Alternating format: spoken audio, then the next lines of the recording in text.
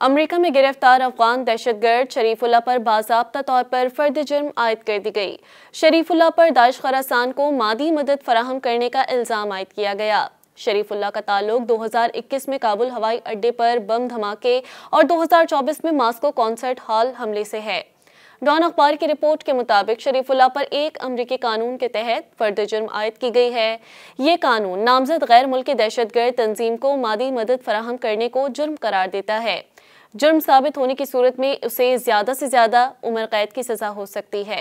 अमरीकी तहकीकाती agency FBI ने दहशत बाज़ाब्ता तहरीरी बयान में जो शरीफुल्लाह के अपने एतराफ़ात पर मबनी है उनके मुलव्वस होने के बारे में तफसील फराहम की है।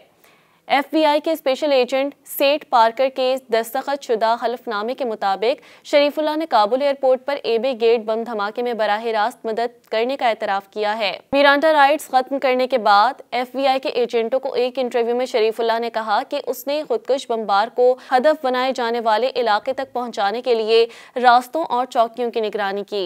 उसने खुदकुश बमबार को हमले के मकाम पर पहुंचाया। बाद में हमलावर की शिनाख्त इरफान के नाम से हुई। FBI के दस्तावेज में बताया गया है कि शरीफुल्लाह को बम धमाके से चंद हफ्ते कबल अफगान जेल से रिहा किया गया था और फौरी तौर पर दाइश ने हमले में मदद के लिए उससे राब्ता किया था।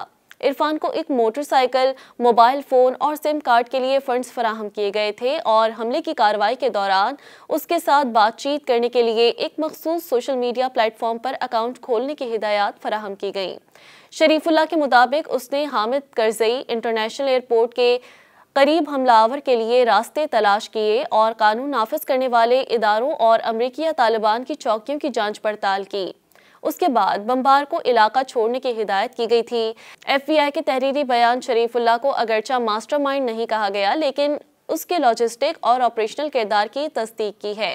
FBI के बयान में शरीफुल्लाह को 22 मार्च 2024 को मॉस्को के क्रूक्स सिटी हॉल हमले से भी जोड़ा गया, जिसमें तकरीबन 130 अफराद हलाक हुए थे। शरीफुल्लाह ने अपने एतराफ़ में बताया कि उसने मॉस्को में हमला आवरों को AK तर्ज की राइफलों और दीगर हथियारों के मुनासिब इस्तेमाल के बारे में तरबियत दी थी।